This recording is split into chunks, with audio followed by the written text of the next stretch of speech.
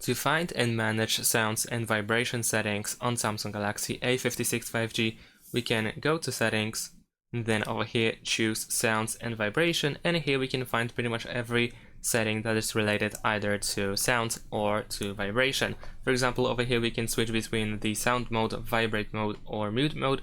We can also find temporary mute if you use mute mode, or vibrate while ringing if you use the sound mode. We can of course change the ringtone of our phone as well as the notification sound.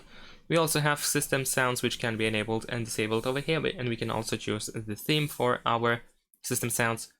We also have volume sliders over here which can be adjusted, so if you want to adjust the volume you can do this over here. We also have vibration settings for calls, notifications, and system, and of course we also have intensity of vibrations in one place. Then we can also go to sound quality and effects in order to find, for example, Dolby Atmos and the equalizer.